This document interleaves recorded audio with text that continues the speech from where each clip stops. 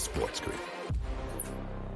There is going to be an energy to game time decisions that you will feel night in and night out. We're going to go through every single thing, and I've got a great team behind me that's going to help me get the job done. I want this to be the place that people come to. We are going to hit every single one of those markets that you need to know about. There is not going to be a better place, I promise you, than Game Time Decisions. We will have everything at our disposal, and we will use that to our advantage. I'm Kevin Walsh. Tune into Game Time Decisions from 6 to 8 p.m. Eastern on SportsGrid.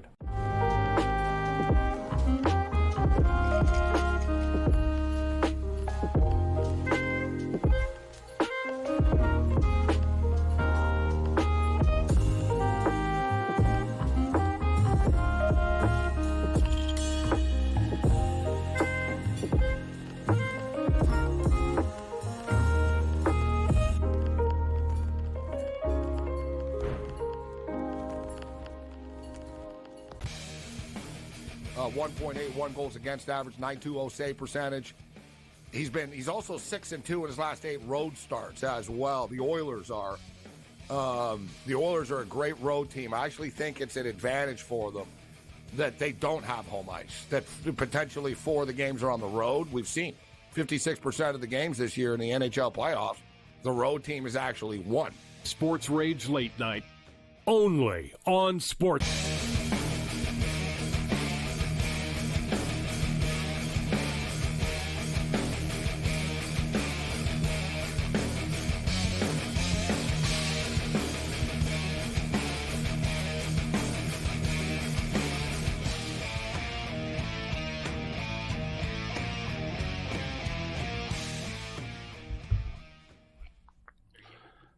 Let's roll. This is Sports Rage. I am Gabriel Morency, the pimps, the players, the hustlers, the people that bust them, and everybody else in between. The Friday Night Freak Show has begun. We have a 120-minute full court press tonight instead of the usual $180.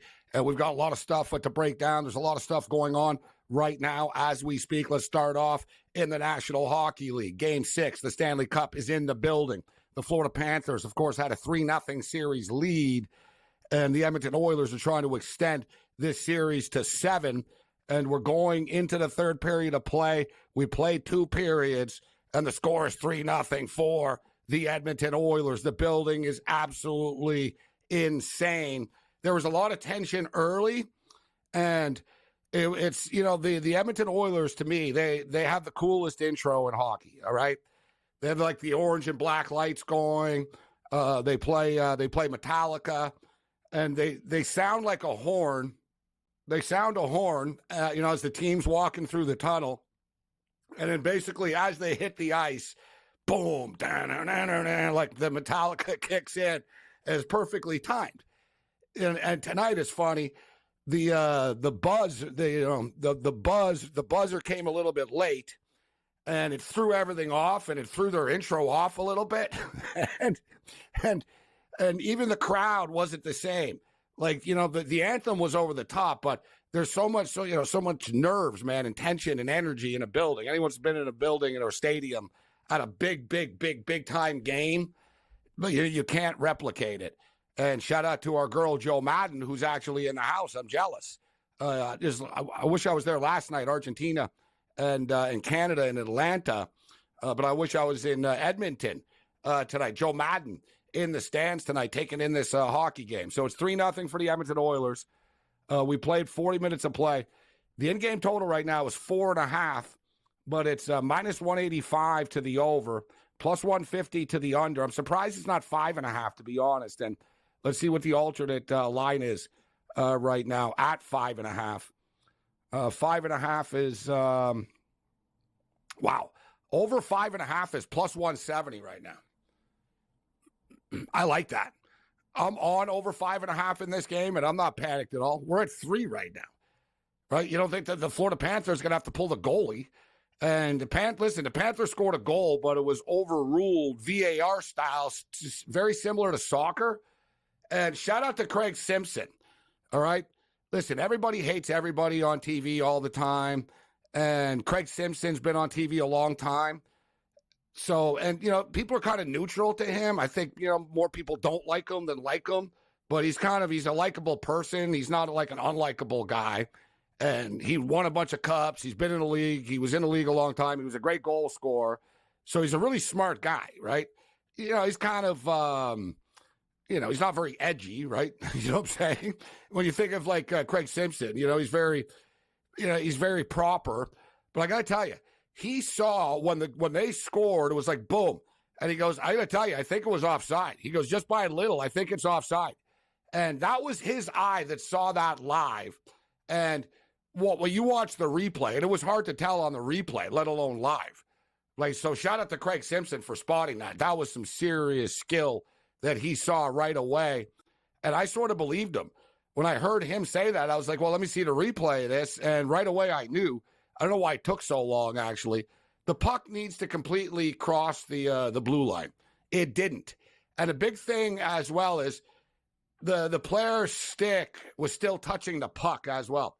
Like if he wasn't touching the puck, and it could have been more of a bang bang type of deal. But it actually was the right call, even though I don't like it. That's one of the rules I don't like. Right? It's not. The referees are going to get offside right. They don't miss this stuff. And I'm not calling out the referees. There's no vast conspiracy or anything like that they didn't call it. It was insanely close. Right? It was that freaking close, but it takes away the nature of it. You know what I mean? It's basically like a Hail Mary. It's like, well, we got scored on. Let's just hope behind the play something happened, and it was a little bit offside, because it had no impact on the goal itself as to like, oh, it was offside, that's why they scored. But very similar to soccer now in the VAR, right before it was just the human eye, and it'd be like, no, that's not offside, or it was only an inch and it didn't impact anything. Everybody wants perfection. Be careful what you wish for when you talk about baseball and robots and all this type of stuff, right? That's what we have in VAR, in soccer. And you see, man, like basically a piece of your hair could be leaning forward, and they'll be like, wow, look at this, his head and, his hair was blowing in the wind, and that made him offside. It goes against the nature of what offside is supposed to be. But nevertheless, so 3-0 for the Oilers. And they're laying 3.5 right now. It's plus 100. The Florida Panthers are plus 3.5, minus 130. Is Skinner really going to pitch another shutout?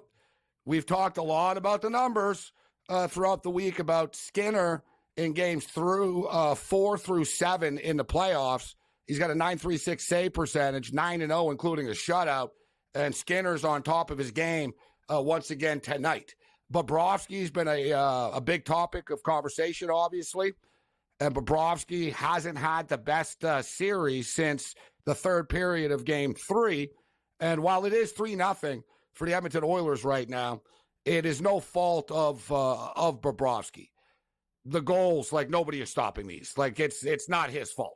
So it's not an instance of which, well, you know what, the goalie, we got to worry.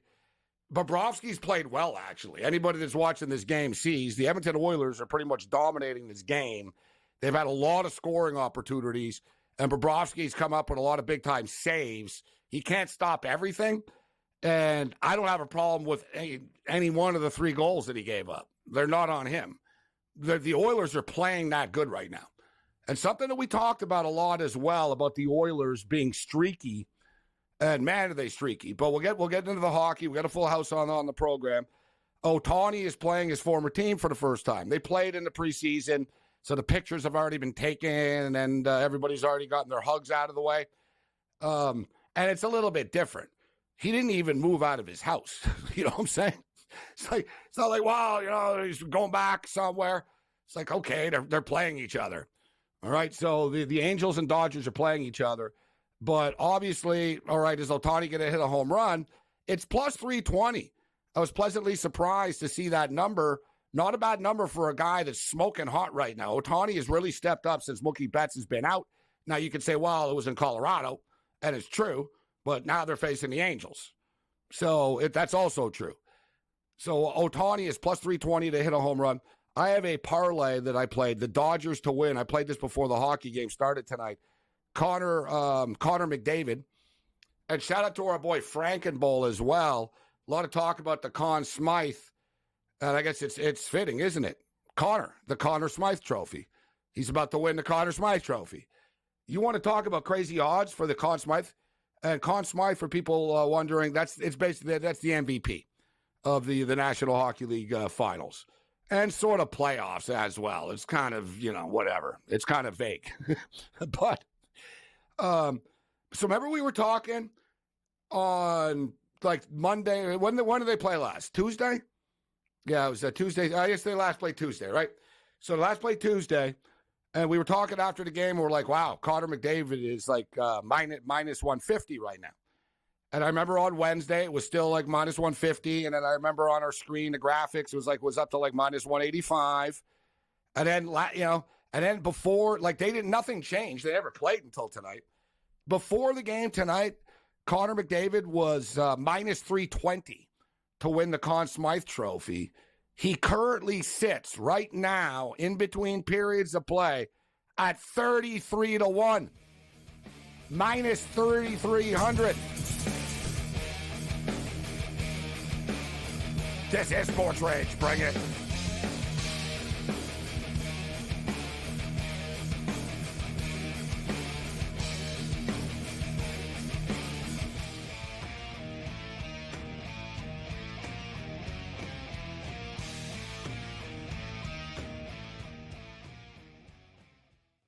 SportsGrid, your 24/7 sports wagering network. Fantasy sports today. Can he be a guy that's really useful in your fantasy rotation? I think the answer is yes. Game time decisions. I'm going to lose the bet because he's injured again. Betting above the rim. He's got a broke J. That's all there is to it. He's got no confidence in that jump shot. My thing you've always heard me say on the network is you're either winning or you're rebuilding. In-game live all access. Wondering when that was going to happen, and the answer is it just Sometimes did. The bigger guy will have the advantage. Well, if the little guy can move, Joe, it's hard to hit the little guy sometimes when you're a big boy, right? In-game live, prime time. 40-1, I'm going to take a little flyer on Justin Rose. In-game live, overtime. As you sit here and listen, watch right now, you may want to consider placing that bet. It's smarter to be on SportsGrid. He went bogey, double, par, birdie, bogey. Thomas Dietrich's all over the place here today. This golf course is so volatile where it can make you look like a fool in just a matter of minutes. And, you look at a guy like Thomas Dietrich. He's right there tied for the lead or whatever it was, and now he's like 4 or 5 over in the wink of an eye. In-game live, all access, only on SportsGrid.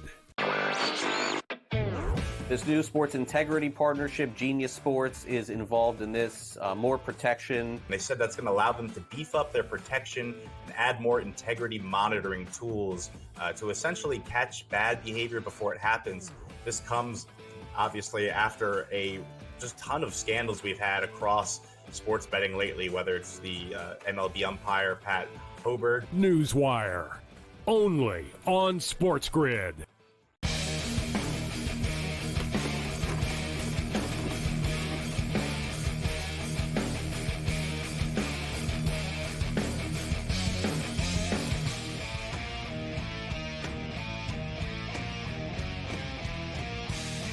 Not a Heat guy.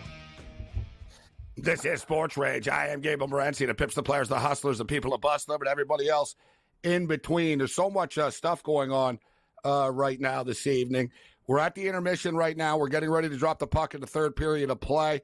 We have a CFL football game that was at the half, but the second half has started, so we'll keep our eye on that. The Copa America continued tonight with Chile and Peru. Scoreless draw tonight in that match.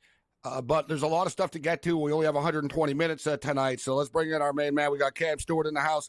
We've got Gamblu in the house. And the last time Lou was with us, the Florida Panthers had a 3-0 series lead. And we were debating about whether, they were going to get swept or not. And I hung my hat on the fact. I said, well, no one's been swept since 1998. I think they can avoid the sweep when it's all said and done.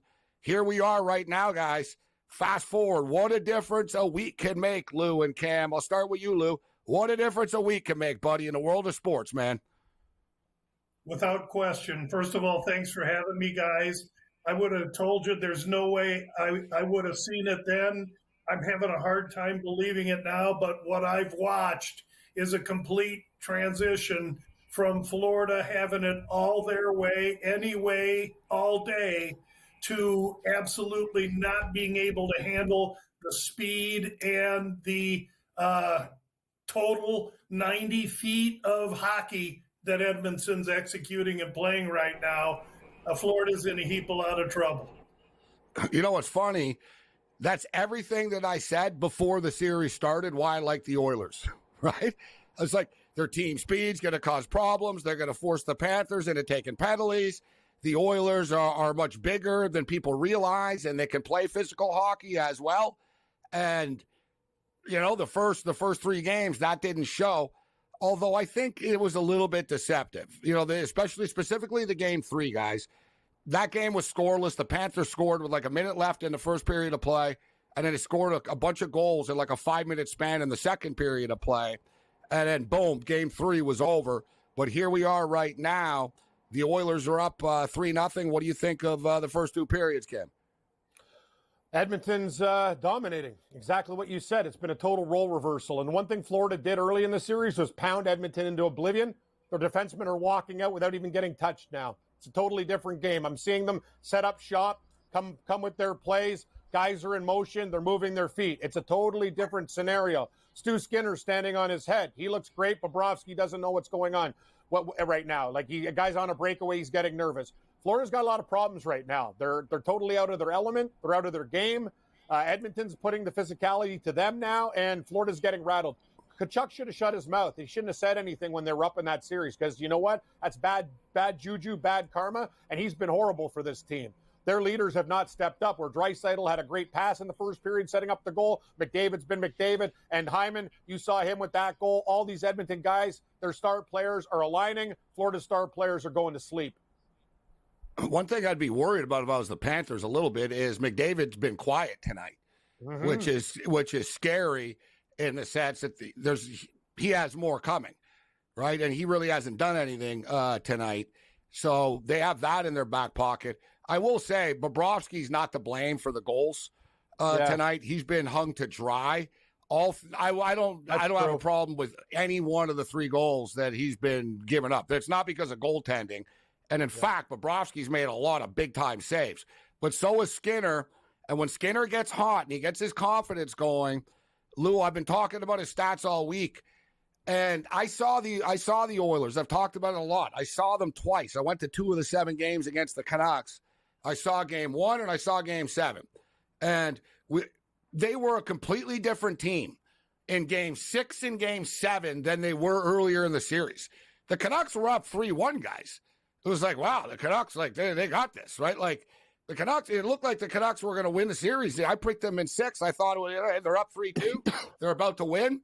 Edmonton dialed it up a notch. What about Dallas? Same thing. Early in the series, you know, Edmonton was a little shaky.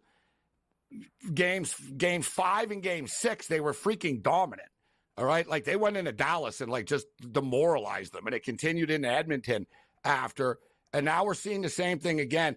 And I think we have to give a lot of credit here to the head coach, Knobloch, of the Edmonton Oilers for this. He really has done a great job of matching lines. I think home ice is way overblown. But at the same point in time, he really does know how to maximize, you know, the line changes. Yep. He has a great feel for the roster as well about, all right, we're gonna hold this guy out. We're going to play him. We're going to do this. He hasn't been afraid to change things up. He took Skinner out before, but then he put him back in. It was just a little, let's get a breather for him. Knobloch's done a great job here. And there's one thing, too, Lou, I said before the series started, if you guys recall, is I said I like the fact that they actually have 4 games on the road. Now I take it back, because if they were playing another game on Monday in Edmonton, just give the Oilers the cup right now. Like, this series would be over. So there's one more plane ride to come. Anything can happen in a game 7, but I'll throw it to you first here, Lou. As it is right now, we have an in-game number for this series. It's minus 110 on both sides to win the Stanley Cup. Yeah, I rode with Florida since January. I've been wrong with them for 3 games, the last 3 games. But I was, a Creston for the first 3 games. Is some of my confidence in Florida eroded? Without question. But just like you say, the puck bounces funny. Florida's going home. All they got to do is win 1 game. It isn't Bobrovsky. It's been, the 5 guys in front of them. So there's a lot of work on Florida's side. Edmonton still has work to do. But boy, minus 110, I think, is a very fair depiction of what we have left in a Game 7 on Monday night. One thing that we saw as well, and I brought this up before the series started, it's not like the Panthers lit the Rangers up. The Panthers are offensively challenged, right? The Panthers need to grind out these and bully type games. If you score and you get a lead on them, it's like a football team that runs the ball. They have a hard time coming back, as we see. More on the other side. Bring it.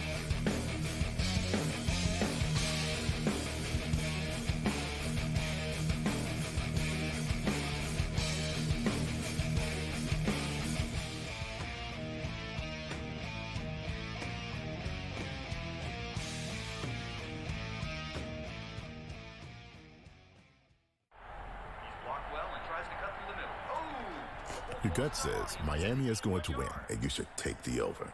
Your gut also said your NFT selfies would only go up in value. They didn't. But your head is on SportsGrid and knows the QB is in concussion protocol. The backup has a full QBR against the zone coverage. The New York D has the most sacks in the league. So yeah, trust your head. It's smarter to be on SportsGrid. There is going to be an energy to game time decisions that you will feel night in and night out. We're going to go through every single thing, and I've got a great team behind me that's going to help me get the job done. I want this to be the place that people come to. We are going to hit every single one of those markets that you need to know about. There is not going to be a better place, I promise you, than Game Time Decisions. We will have everything at our disposal, and we will use that to our advantage. I'm Kevin Walsh. Tune into Game Time Decisions from 6 to 8 p.m. Eastern on SportsGrid.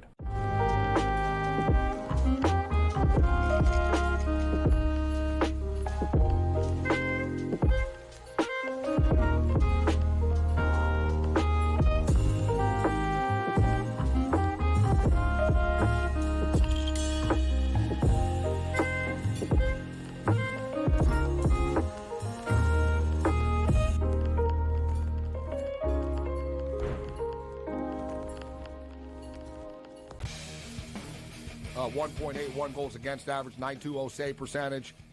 He's also 6-2 in his last 8 road starts as well. The Oilers are a great road team. I actually think it's an advantage for them that they don't have home ice. That potentially 4 of the games are on the road. We've seen 56% of the games this year in the NHL playoffs, the road team has actually won.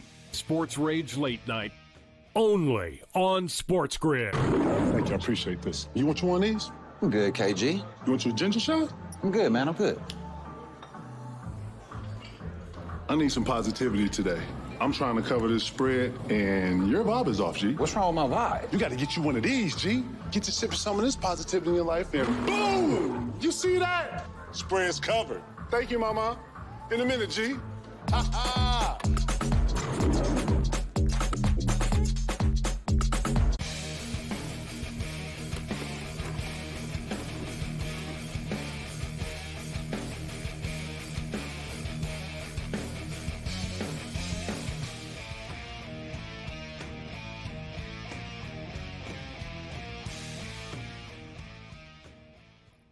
Well, right on cue, the Florida Panthers have scored. And as we talked about at the intermission off the top of the program, I was surprised. I'm on the over 5.5 in this hockey game. And I was surprised that we were at 3 after 2 periods of play, and it was 4.5. It was minus 185 to the over, but over 5.5 was plus 170. And I told everybody, we started the show, I'm like, come on, guys. there's going to be goals here in this last period. I doubt that Edmonton's going to pitch a shutout. And Florida going to be forced to pull the goalie. Edmonton can score again. So we're up to 4 right now, but there's still 16 minutes left. Now the 5.5 is minus 165 instead of plus 170. The Oilers are still 25-1, minus 2,500 on the money line right now. Wow. Man, Panthers plus 1,100 for a comeback. A lot of hockey left. And Edmonton are tightening up a little bit here. Like, this is a critical next couple of minutes for this team. Not so much to score, but just to sort of calm things down and don't let Florida score here and have 10 minutes to try to come back. I swear, Lou, I mushed it. As soon as we start giving the Oilers all these flowers, man, the freaking Panthers score. We're going to change the subject. Start talking about the College Baseball World Series now. No, keep on talking about the Oilers. How brilliant. And they're brilliant. Yeah, really. Gabriel, I'd rather be sitting in your seat than my seat right now, to be quite honest with you. All that said, Florida has to put one brick on the wall right now. They gotta feel good about something going home. If they can score another goal, get this to 2, maybe lose 4-2, but feel like they played a good third period. They got something to build on going home. But right now, as far as I'm concerned, this is about Florida finding any way, any kind of reason to feel good about themselves for Monday night. Connor McDavid to win the Conn Smythe Trophy is currently minus 2,500. It was minus 150 on Wednesday. There's been a consensus, Lou, in the hockey media that even if they lose, you know what, they're going to vote for him anyways. Yet now it's become this big, massive slam dunk, which is pretty crazy. And if somebody out there doesn't buy into that narrative, that was a hell of a play by Barkov. I believe he was the one who just scored. If you're not buying into the narrative, Barkov is plus 800 right now. Bobrovsky is 50-1. Yeah, he's done. And Bobrovsky was minus 400. Lou, when they were up, when it was 3 games to none, Bobrovsky was a minus 400 favorite to win the Conn Smythe. The Conn Smythe and the NBA MVP odds, same thing, but Conn Smythe even crazier. Man, these odds are whacked out, man. Like they really, I've never seen anything like it. These changes like this, insanity. Yeah, it is insanity, and it's overly volatile. If Florida wins in Game 7, 2-0, yeah, you know what it is? It's like people investing in GameStop, Lou, and like the people that do the stocks. It's just like those. That's what these MVP odds are like. It's like, okay, I'll take a flyer on this at 40-1 now. Yeah, I mean, that's all you can do. I mean, I don't think Bobrovsky's that's a clear reflection of what his odds are, at least in my book. I think Barkov's accurate, and should Edmonton win, then probably McDavid is accurate. I am not of the opinion that McDavid is a slam dunk if Florida wins. That said, for the last 3 games, I can't find my rear with 2 hands and an Indian guide, so don't ask me. Yeah, I was going to say, well, he is minus 2,500, 25-1 right now. It looks like I don't buy in. I will say this, dude. 20 minus 2,500. To Lou's point, even if Florida, say, let's just say this, for example, they win 2-0 in Game 7, Lou, and he makes 52 saves, I still don't think he'll get it after the last few performances. It's either Connor Barkov McDavid or for Florida. No, Connor McDavid is winning. It's not. It's done. Connor McDavid is winning. Mm-hmm. Like, just, You're you know what I mean? right. Like, no matter what happens in the Stanley Cup, like, for moving forward, it's minus 2,500. It's minus 2,500 for a reason. I'll pick my arguments wisely, and I won't argue that. Yeah, well, I won't argue with you about the UFC Saudi Arabia. How's that sound? Well, maybe I can't promise. It's a push. I can't promise. Yeah. I will promise I'm going to butcher a lot of these freaking names. Oh, yes. Oh.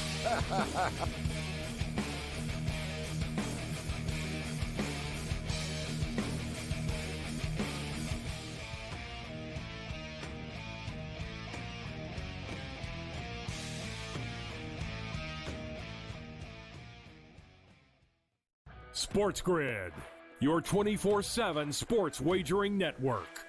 Fantasy sports today. Can he be a guy that's really useful in your fantasy rotation? I think the answer is yes. Game time decisions. I'm going to lose the bet. Because he's injured. Again. Betting above the rim. He's got a broke J. That's all there is to it. He's got no confidence in that jump shot. My thing you've always heard me say on the network is you're either winning or you're rebuilding. In-game live all access. Wondering when that was going to happen, and the answer is it just Sometimes did. the bigger guy will have the advantage. Well, if the little guy can move, Joe, it's hard to hit the little guy sometimes when you're a big boy, right? In-game live, prime time. 40-1, I'm going to take a little flyer on Justin Rose. In-game live, overtime. As you sit here and listen, watch right now, you may want to consider placing that bet. It's smarter to be on SportsGrid. He went bogey, double, par, birdie, bogey. Thomas Dietrich's all over the place here today. This golf course is so volatile where it can make you look like a fool in just a matter of minutes. And, you know, you look at a guy like Thomas Dietrich. You know, he's right there tied for the lead or whatever it was, and now he's like 4 or 5 over in the wink of an eye. In-game live, all access, only on SportsGrid. This new sports integrity partnership, Genius Sports, is involved in this. More protection. They said that's going to allow them to beef up their protection and add more integrity monitoring tools to essentially catch bad behavior before it happens. This comes, obviously, after a just ton of scandals we've had across sports betting lately, whether it's the MLB umpire, Pat Hoberg. Newswire, only on SportsGrid.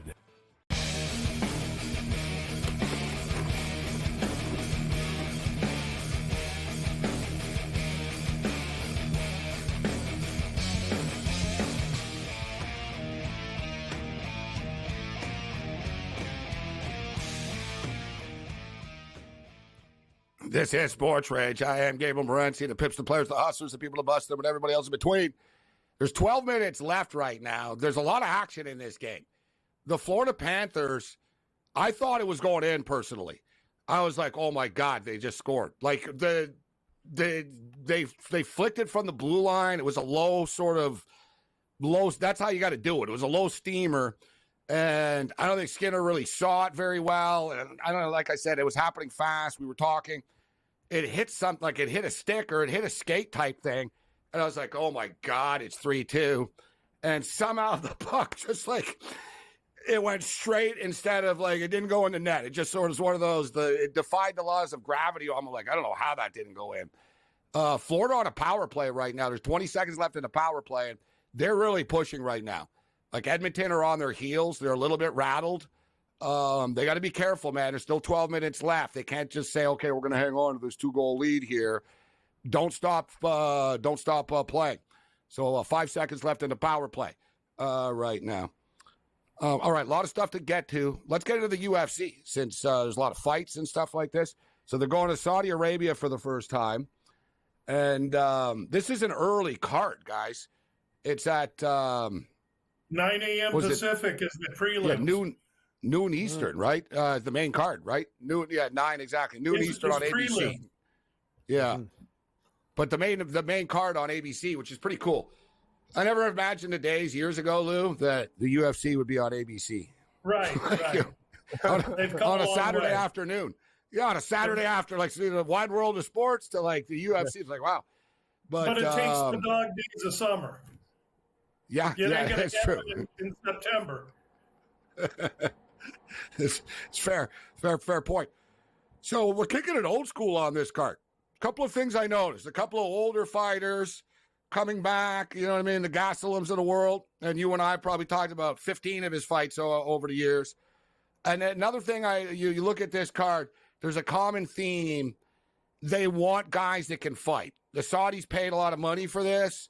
They were disappointed. Like Saudi Arabia wanted Conor McGregor, and like they're like, how come we don't have like? And they didn't like the previous card. There's been a lot of drama behind the scenes here, but I've noticed, Lou, there's just a lot of violent fighters on this card. Like if anything, blood is going to be spilt in the octagon. There's just, and everyone's tough in the UFC, but this is almost like a tough guy card of the UFC. A lot of bangers here, and obviously a lot of Muslim fighters as well. A lot of Muslim fighters. A lot of Muslim fighters set up potentially favorably. Also, one other glaring thing. There's no women fights on this card. Not in Saudi Arabia, baby. There ain't no women on this card. Good point. Yeah, good point. It's interesting. You should see when the WWE goes there. It's a real problem because the WWE wrestler, the females, don't exactly wear burqas, right? On Monday Night Raw. So, no, they don't. Anyways, let's change the subject. Sorry, that was amazing. They don't wear burqas. I'm just saying. I didn't mean to take us there. No, we're fine. That's cool. Hey, we're allowed to have some fun. Great joke. No, dude, if a woman fought in Saudi Arabia, they would have to wear bodysuits, Cam. I'm not joking. Exactly. Oh, I know that. No, I'm being serious. Like when the WWE female wrestlers go there, they pick the ones that aren't the edgier ones. Like they're not sending the ones that wear the short. Like they're like, all right, who's willing to sort of cover up here? Yeah. Right. And it's like, okay, I don't dress too sleazy to begin with, so I'll do it. Right. Like, yes. Exactly. So in other words, the not very popular ones. But I digress. Yes. Let's get back to the fights. Yep. Okay. So Lou, speaking of like the Eastern European fighters, and you know the Dagesstanis and the Kazakhstanis and the influx of these dudes, and we knew it was going to happen. I saw Khabib say that Aliskerov is the next big thing. He said this guy is the real deal. He's the complete package. You've seen him more than I have. He's on a 7-fight win streak. Is he the complete package? Stand-up, wrestling, like the whole? Is he the whole 9 yards? And he's coming in on short notice? Can he handle Robert Whittaker? Whittaker's minus 160. And speaking of tough guys, Robert Whittaker is as tough as they come in the history of the UFC. Well, I'll say that the Whittaker we're going to see on Saturday isn't the same Whittaker that we saw against Yoel Romero some 5 years ago. What I will say is Aliskerov is very talented. However, he's very, very similar in style and fight approach to Chimaev, who Whittaker was planning for. Whittaker has been in camp for 3 or 4 months planning for Chimaev.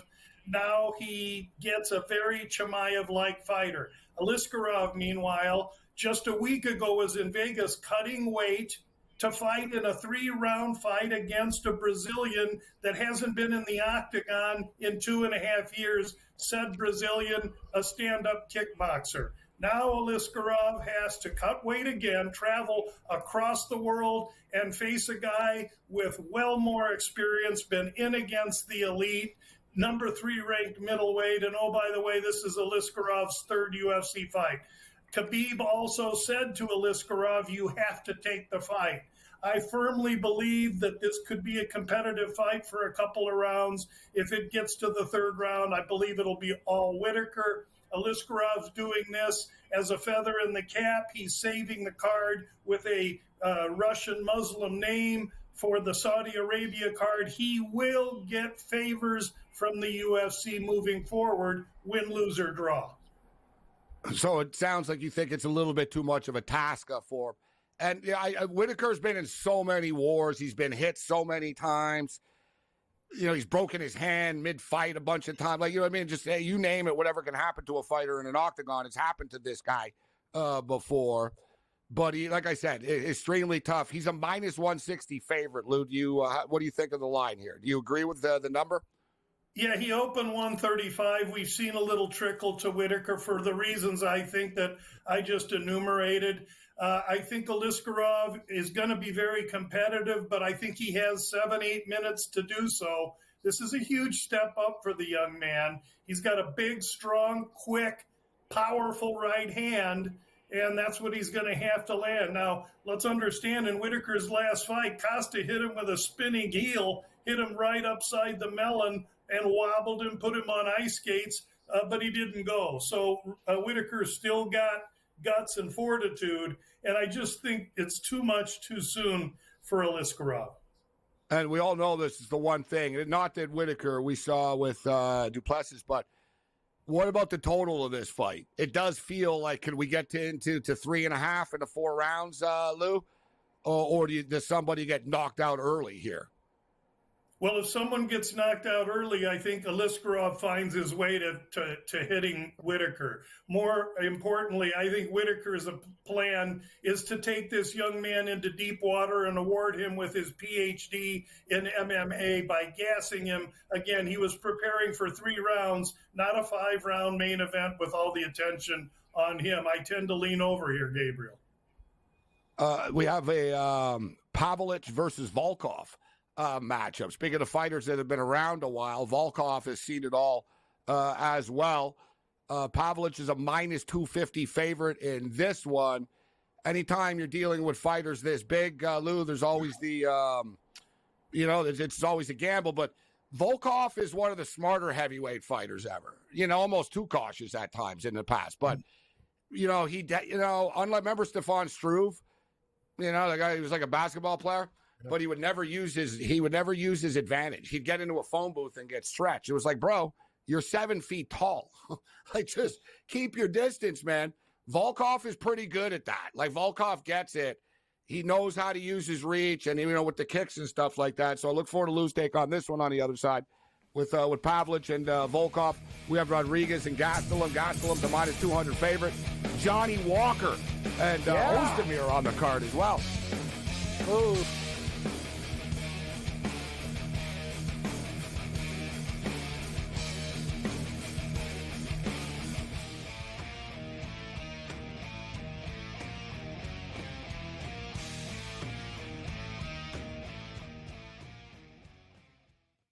SportsGrid, your 24/7 sports wagering network.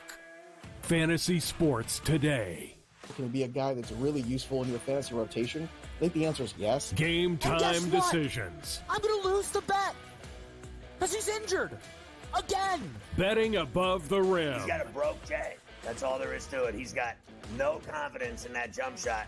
My thing you've always heard me say on the network is you're either winning or you're rebuilding. In-game live all access. Wondering when that was going to happen, and the answer is it just did. The bigger guy will have the advantage. Well, if the little guy can move, Joe, it's hard to hit the little guy sometimes when you're a big boy, right? In-game live, prime time. 40-1, I'm going to take a little flyer on Justin Rose. In-game live, overtime. As you sit here and listen, watch right now, you may want to consider placing that bet. It's smarter to be on SportsGrid. He went bogey, double, par, birdie, bogey. Thomas Dietrich's all over the place here today. This golf course is so volatile where it can make you look like a fool in just a matter of minutes. And, you look at a guy like Thomas Dietrich. He's right there tied for the lead or whatever it was, and now he's like 4 or 5 over in the wink of an eye. In-game live, all access, only on SportsGrid. This new sports integrity partnership, Genius Sports, is involved in this. More protection. They said that's going to allow them to beef up their protection and add more integrity monitoring tools to essentially catch bad behavior before it happens. This comes, obviously, after a just ton of scandals we've had across sports betting lately, whether it's the MLB umpire, Pat Hoberg. Newswire, only on SportsGrid.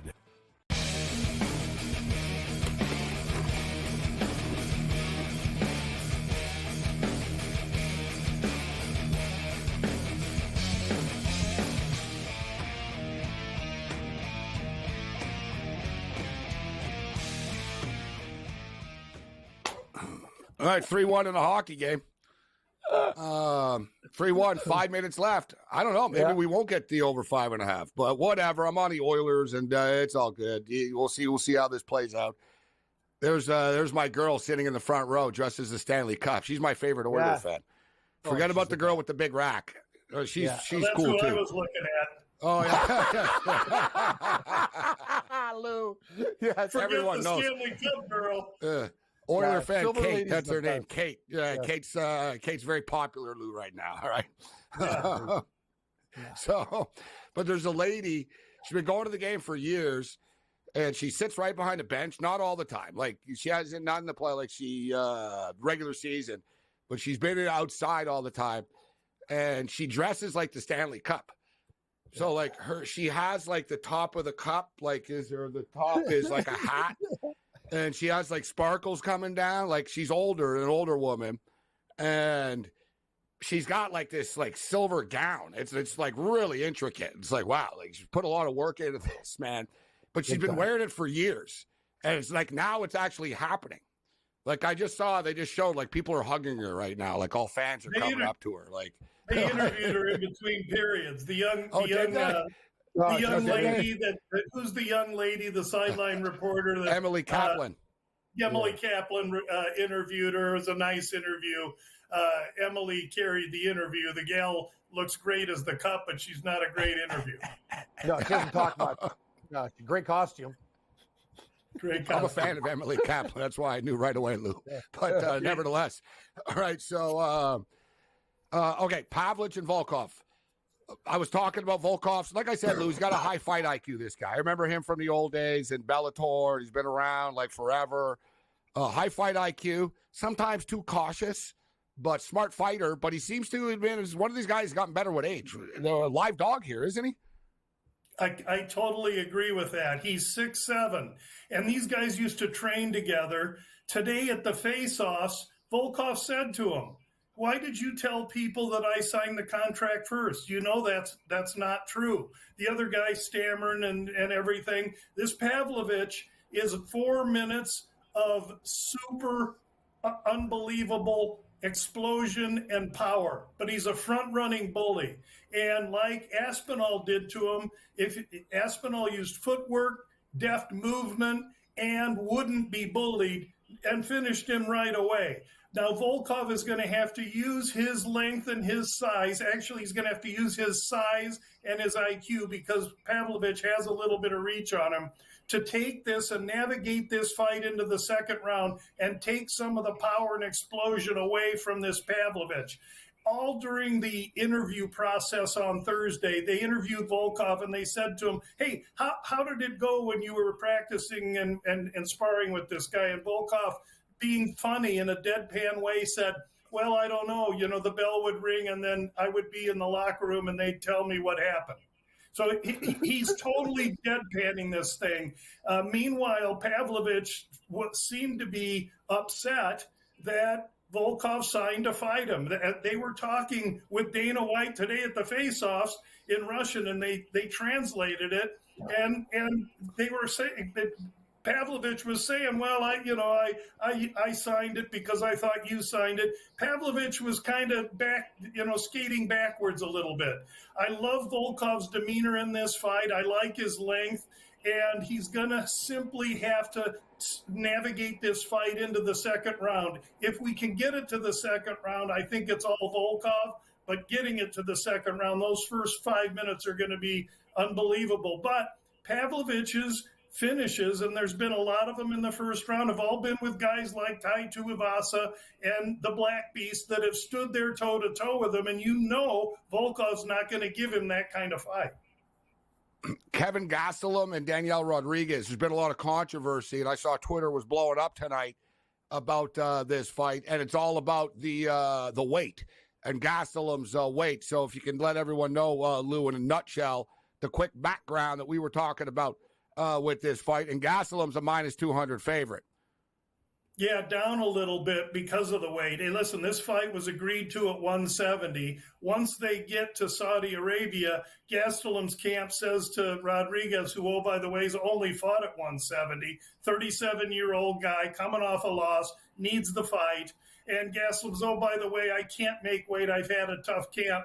So the Rodriguez camp says, okay, we'll do a catch weight. I weigh 179. Let's do 180. No, Gastelum says, got to be 185.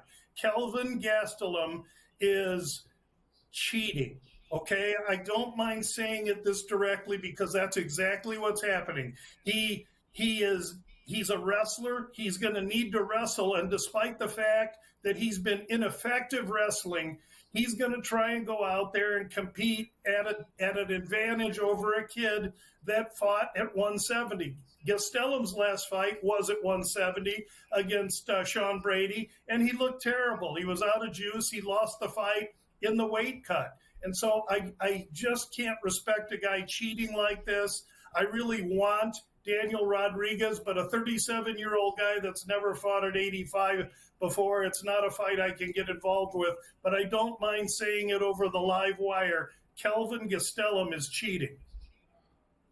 Johnny Walker and Volkan Ozdemir.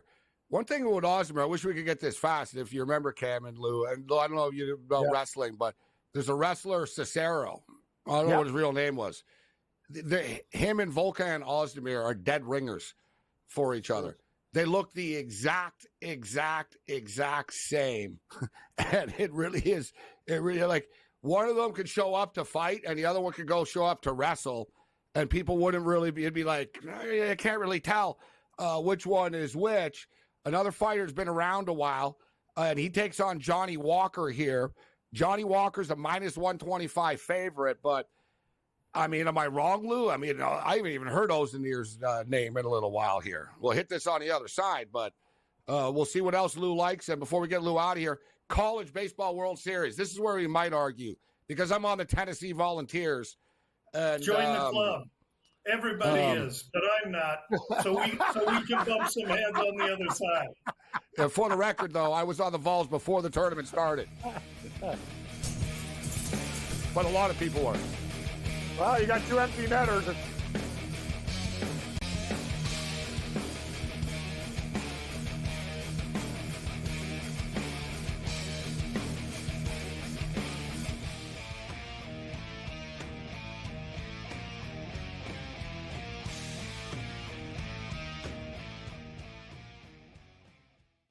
SportsGrid, your 24/7 sports wagering network. Fantasy sports today.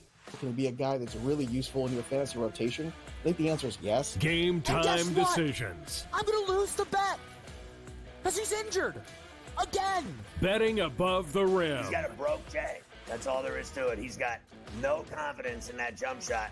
My thing you've always heard me say on the network is you're either winning or you're rebuilding. In-game live all access. Wondering when that was going to happen, and the answer is it just Sometimes did. the bigger guy will have the advantage. Well, if the little guy can move, Joe, it's hard to hit the little guy sometimes when you're a big boy, right? In-game live, prime time. 40-1, I'm going to take a little flyer on Justin Rose. In-game live, overtime. As you sit here and listen, watch right now, you may want to consider placing that bet. It's smarter to be on SportsGrid. He went bogey, double, par, birdie, bogey. Thomas Dietrich's all over the place here today. This golf course is so volatile where it can make you look like a fool in just a matter of minutes.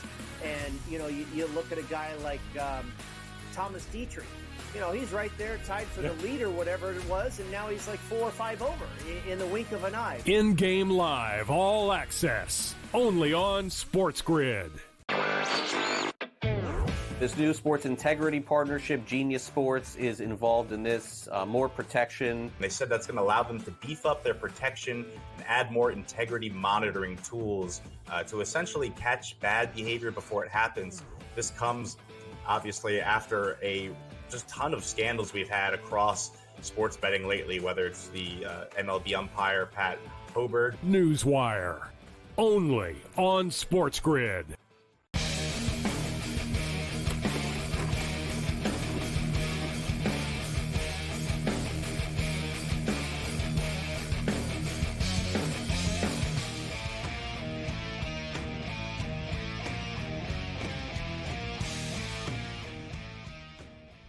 Well. The total hits.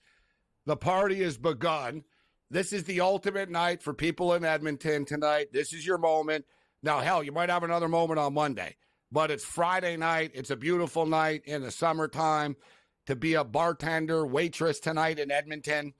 Just the parties and the good moods, the casinos. Everybody's going to be so happy and in such a good mood. And this carries over into Monday night. They're doing a cross shot right now. They're just showing the Panthers bench, and they look defeated. Like, they look worn out and defeated. If I'm the Panthers, like, I would tell them, I'd be dead serious. I'd get fined by the league. I wouldn't care. I would tell the players right away. I'd say, listen, get into the shower. You got 30 minutes, and we're meeting in the back, and we're getting on a plane, and we're out of here. Like, we're not doing press. We're not standing around for the next 2.5 hours. We're not leaving in the morning. We're leaving now. Like, I would almost tell them, Cam, leave your damn gear on. Get on, everyone, like Little League. Everyone on the bus. Like, right, yeah, everyone on the bus. Like, and you go right to the airport. You have your own plane, Cam, so it's like everyone on the bus. I'll handle Bettman and the fine after. Don't worry about it. Like, no one's, we're going right to Florida. Grown men with their uniforms and skate guards like we did at Tim Hortons Timbits at 5 years old. That'd be the best, getting on the tarmac. So I love the Clemson Tigers in football. They get dressed and they get on the bus and then they get out and run down the hill. It's amazing. Okay, so time is flying here, Lou. Any other fights? What do you like, sir? And then college baseball. Johnny Walker opens 180. Action comes in on Ozdemir. I think Ozdemir's best days are behind him. Meanwhile, since Johnny Walker moved to SBG Ireland, they've taken away a little of his flamboyance and his wild nature. However, the guy still is freakish athletic, 6'5", powerful, and has power. And so I really believe this is a great fight for him, and we're getting him at a discount, so sign me up. College World Series, I have A&M futures from the beginning of the season. I had a handful of other futures that are all now gone. The key for A&M, because they're without their second starting pitcher and they're a little dinged up, is they must win this game tomorrow. Wind will be blowing in a little bit tomorrow, which helps A&M because Tennessee plays gorilla ball, and this is a huge field. Wind blowing into the hitter's teeth gives A&M a chance with Prager on the hill to try and steal the first game. If A&M can't win this first game, Tennessee's looking really strong, and they could be the first number one in a couple of decades to come in as the number one and win the College World Series. Yeah, very astute, Lou. It's very similar to the NCAA basketball tournament where the overall 1 seed never wins. Now, UConn was this year, and they bucked that trend, so maybe there's a trend going on here. But the overall 1 seed rarely wins, and a very similar situation in baseball. And, in fact, I don't have to tell you, Lou, but for people tuning in, the Tennessee Volunteers have been the overall 1 seed 3 of the last 4 years in the baseball tournament. They've never won. They've never won a national championship in their lives. They lost. They made it to the final once before in 1951, and they lost to Oklahoma. They've always managed to spit up on themselves, and this is the year they're really trying to kick the door in, and that's why if A&M can get this first game, you'll see puts the pressure on the balls. You'll see some tightening of various body parts in Tennessee, and they'll get tight in the game 2 and game 3 where A&M will get loose and start to believe. A&M's a bigger underdog than they should be. These two teams are much closer handicapped than what the line currently is giving A&M credit for. Interestingly enough, even though they're in the SEC, they didn't play each other in a regular season at all. By chance, they played in the SEC conference tournament this year. Tennessee beat them 7-4. I'm a big fan of this Christian Moore kid, Lou, on the Tennessee Volunteers. First player to hit for the cycle at the College Baseball World Series since 1956. Going to be a potentially top, they said he was going to be like drafted anywhere, 18 to 26 before first round coming into this thing. But now they're talking about top 10. He's hot, right? It's like the football. Like you get hot at the right time with the draft coming up here. Can't wait to see how this plays out. So let it be written, let it be done. And Connor McDavid is the chosen one. Can McJesus pull this off? We're going 7, baby. What a night it's going to be on Monday. And not only that, we got a Canadian team that has a chance to hoist the cup. As much as it would hurt my pocketbook, it would be great for us. I appreciate that, Lou. Tell that to the half of Canada. Thank you, Lou. Yeah. Thanks, guys. I'm a trader. Later, Lou.